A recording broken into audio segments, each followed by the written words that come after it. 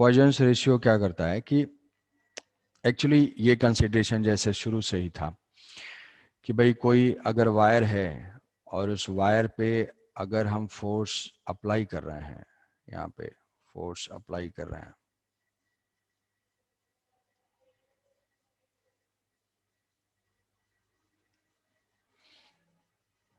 अगर इस वायर पे फोर्स अप्लाई करेंगे तो ये स्ट्रेच होगा।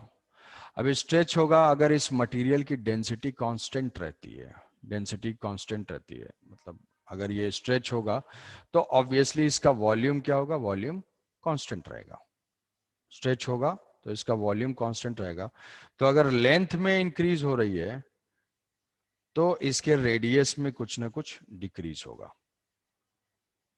जो बोल रहे थे भाई, जो ये चीज तुम भी सोच पा रहे थे कि हाँ यार ये तो अगर स्ट्रेच करेंगे तो रेडियस डिक्रीज होगा, बट क्योंकि हमारे जो डिफॉर्मेशन होते हैं वो बहुत ही स्मॉल होते हैं, बहुत स्मॉल होते हैं, तो हम ऑलमोस्ट सेम ले लेते हैं। बट इस चीज को रिलेट करने के लिए ये जो है पॉइजन्स रेशियो बताया गया है किसी भी मटेरियल के लिए। वो पॉइजन्स रेशियो क्या होता है कि ये अपना लेंथ है और ये रेडियस में चेंज है। तो इसमें जो लॉन्गिट्यूडनल स्ट्रेन है वो कितना है, लॉन्गिट्यूडनल स्ट्रेन, लॉन्गिट्यूडनल स्ट्रेन मतलब लेंथ वाइज जो है डेल्टा एल हुआ, that is equal to delta L by L. Delta L upon L. और ट्रांसवर्स स्ट्रेन,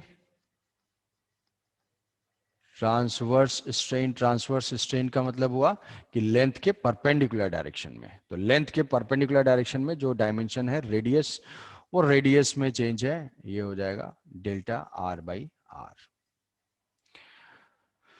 तो पॉइजन्स रेशियो जो है, पॉइजन्स रेशियो रिलेट करता है, पॉइजन्स रेशियो को हम न्यू से यहां पे डिनोट कर देते हैं, न्यू। हालांकि ये फ्रीक्वेंसी के लिए यूज होता है बट ठीक है। Nu is the Poisson's ratio. Poisson's ratio is the longitudinal strain, sorry, transverse strain by longitudinal strain. Longitudinal strain. Longitudinal और ट्रांसवर्स को ये रिलेट करता है। What is transverse strain? Transverse strain is equal to delta R by R divided by delta L by L. और ये तो poisons ratio एक number है, एक नंबर है, तो ये नंबर को इससे अगर हम रिलेट करेंगे तो इसको यहाँ पे हम एक माइनस पुट करेंगे। माइनस क्यों पुट करेंगे कि अगर लेंथ में इंक्रीज होता है तो रेडियस में डिक्रीज होगा, लेंथ में इंक्रीज होगा तो रेडियस में डिक्रीज डिक्रीज होता होगा। है अगर फिर। मतलब डेल्टा एल पॉजिटिव है तो डेल्टा आर नेगेटिव है, इसका मतलब ये जो रेशियो है अपने आप में एक नेगेटिव टर्म है, तो उस नेगेटिव टर्म को इस नंबर पॉजिटिव नंबर से इक्वेट करने के लिए यहाँ पे हम एक माइनस पुट कर देते हैं। तो ये है सर पॉइजन। वो एक, ये सर लॉन्गिट्यूडनल स्ट्रेन और ट्रांसवर्स स्ट्रेन एक और बार रिपीट कर दीजिएगा, डिस्कनेक्ट हो गए थे। लॉन्गिट्यूडनल स्ट्रेन जो लेंथ वाइज जो स्ट्रेन है, लॉन्गिट्यूडनल स्ट्रेन कि मटेरियल पे अगर हम फोर्स अप्लाई करते हैं तो वो कुछ स्ट्रेन स्ट्रेच होगा जितना, तो लेंथ में जो चेंज है दैट इज लॉन्गिट्यूडनल स्ट्रेन। और रेडियस में कितना चेंज हो रहा है, रेडियस में भी कुछ चेंज है, तो वो रेडियस में चेंज जो है वो डेल्टा आर बाई आर है। रेडियस में कुछ चेंज है, पहले आर रेडियस था फिर डेल्टा आर कुछ इंक्रीज डिक्रीज हुआ। तो पॉइजन्स रेशियो क्या देता है, उन दोनों का ratio, transverse strain by longitudinal strain. Poisson's ratio material का दिया हुआ होगा, इसका पॉइजन्स रेशियो 0.5 है, 0.2 है, 0.3 है, तो उस पॉइजन्स रेशियो से ये दोनों डायमेंशन जो है वो डिसाइड होंगे, वो हो जाएगा transverse strain by longitudinal strain. ये सिंपली एक रेशियो है और अगर इसका यूज होगा तो दिया जाएगा, बट ये चीज अपने सिलेबस से एक्सक्लूड हो चुकी है नहीं। नेगेटिव हुआ। नेगेटिव इसलिए हुआ कि भाई लेंथ अगर इंक्रीज होगा तो रेडियस डिक्रीज होगी, लेंथ अगर इंक्रीज होगा हम स्ट्रेच करेंगे, लेंथ अगर इंक्रीज होगा तो रेडियस डिक्रीज होगी।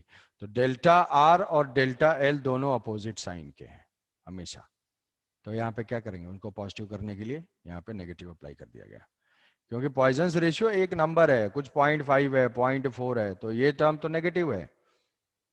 एल में चेंज होगा तो आर में जो है उसका अपोजिट चेंज होगा, एल इंक्रीज होगा तो आर डिक्रीज होगा, इसलिए वहां पे।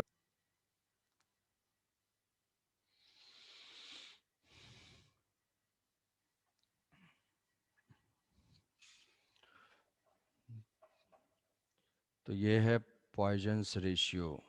Poisons ratio, elastomers, brittleness, ductility. तो ये सब इसके फन फैक्ट्स हैं, इसको याद रखना है। क्वेश्चन जो है हमारे, वो क्वेश्चन सारे लॉन्गिट्यूडनल स्ट्रेन पे हैं, लॉन्गिट्यूडनल स्ट्रेन ही ज़्यादा है। पॉइजन्स रेशियो का भी कुछ यूज़ नहीं है बहुत ज़्यादा, बस ठीक है पता होना चाहिए कि वो रेडियस जो है वो रिलेटेड है आपस में, लेंथ और रेडियस से, याद रहेगा ये। जैसे रेनॉल्ड्स नंबर है, रेनॉल्ड्स नंबर का फॉर्मूला याद है? बताओ भाई, संदीप माहेश्वरी, रेनॉल्ड्स नंबर का रेनॉल्ड्स नंबर का फॉर्मूला। सर न्यूमरेटर का याद है, डिनोमिनेटर का याद नहीं है। अरे बहुत बहुत कृपा, न्यूमरेटर तो याद कर लिए। बताओ भाई। ऐसा बोलिए। हाँ बहुत अच्छा, मत याद रो कर, VD by eta. Rho VD by eta. तो रेनॉल्ड नंबर भी क्या है, ये सारे एक रेशियो हैं, तो रेशियो है, इनका फॉर्मूला याद नहीं रहेगा तो फिर क्या करोगे। पॉइजन्स रेशियो भी जैसे एक रेशियो है, पॉइजन्स रेशियो ये बताता है कि भाई वो रेडियस और लेंथ के चेंज को रिलेट करता है, तो जानना है ये सब चीज़। इलास्टोमर्स क्या होते हैं, इलास्टोमर्स का ग्राफ कैसा होता है, डक्टाइल ब्रिटल ये सब हो गया। तो अपना ये इलास्टिसिटी चैप्टर जो है वो खत्म हो गया है। इलास्टिसिटी जो टॉपिक, सर पूरा चैप्टर में सर हम लोग रेडियस चेंज को नेग्लेक्ट करेंगे, लेकिन यहाँ पे पॉइजन रेशियो में रेडियस पॉइजन्स रेशियो है नहीं, मानेंगे। पॉइजन्स रेशियो टाइप की चीज कुछ होती है, बट हम उसको कंसीडर कहीं नहीं करना है, कंसीडर कहीं नहीं करना है, कहीं उसका यूज नहीं है, कुछ भी नहीं है।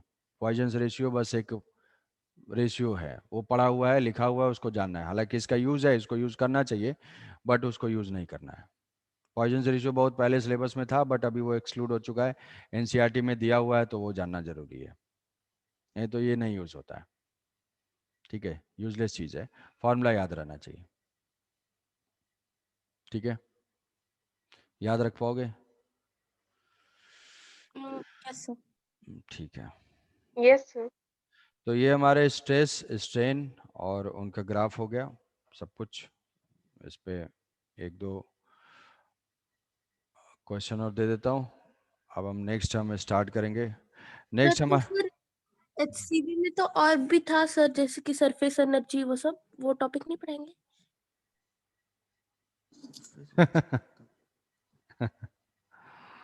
सरफेस एनर्जी,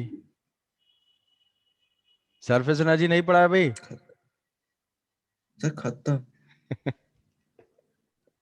हाँ सर, वो फ्लूइड्स में ही करवा दिया। हाँ सर ठीक है। क्या कर रहे हो तुम लोग हैं? धीरे धीरे मतलब वही हाँ है। सर, मुझे लगा कि इसका अलग से कुछ है। मुझे लगा कि कुछ तो बता दूं कि कुछ खत्म नहीं हुआ है, हैं? कुछ तो बताना चाहिए।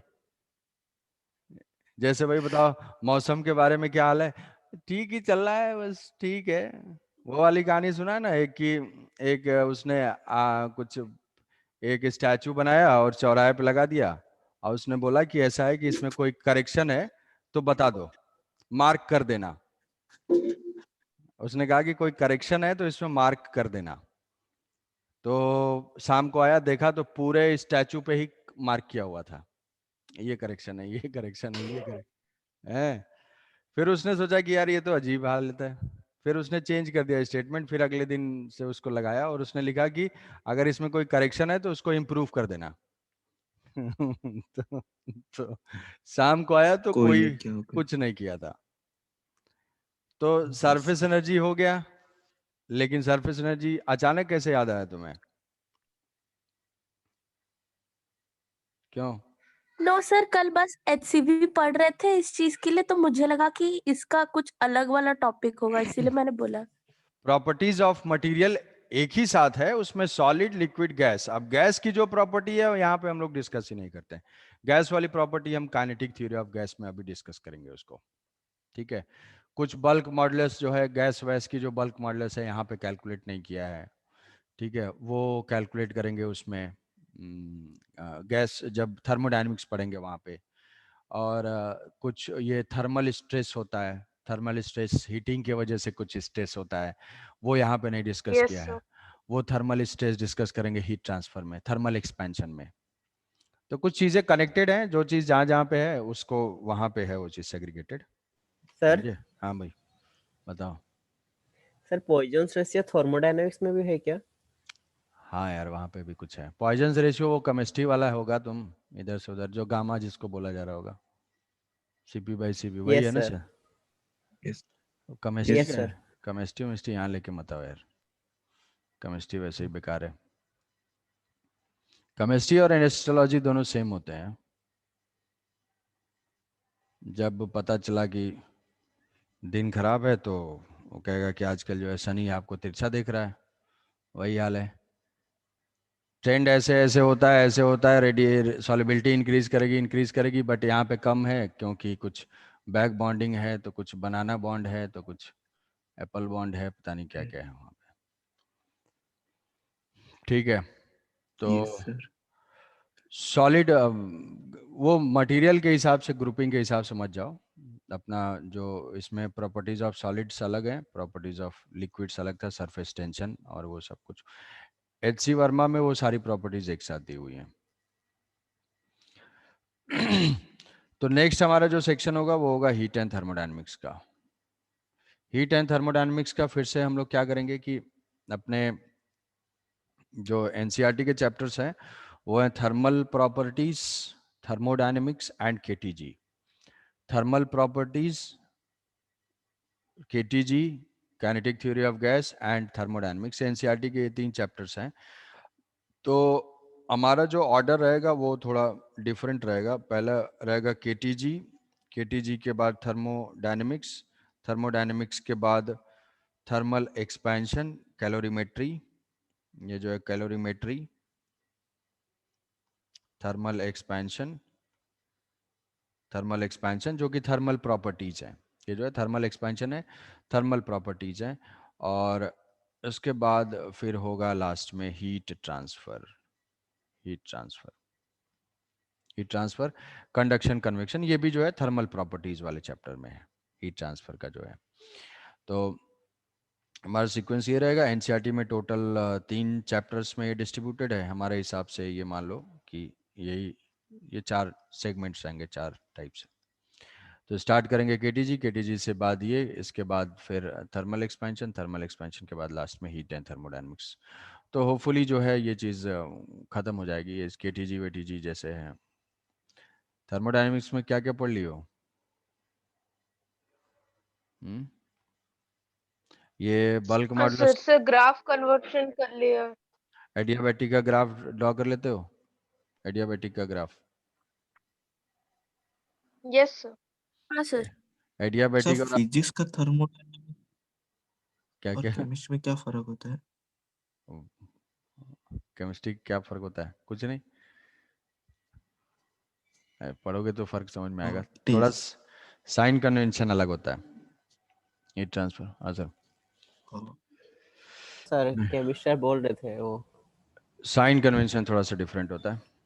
अच्छा, इसके अलावा थर्मोडायनेमिक्स में भी कुछ कुछ चीज़ें, इतना ही है सेक्शन, इतना ही है। हम चलो नेक्स्ट क्लास में हम स्टार्ट करेंगे काइनेटिक थ्योरी ऑफ गैस। इसमें एक क्वेश्चन दे रहा हूँ, वो क्वेश्चन जो है सॉल्व करना है। इसको मैं करवा चुका हूँ शायद सर्कुलर मोशन में, कि अगर ये रॉड रोटेट कर रहा है तो टेंशन फाइंड करवाया था as a function of X, omega से अगर रोटेट कर रहा है तो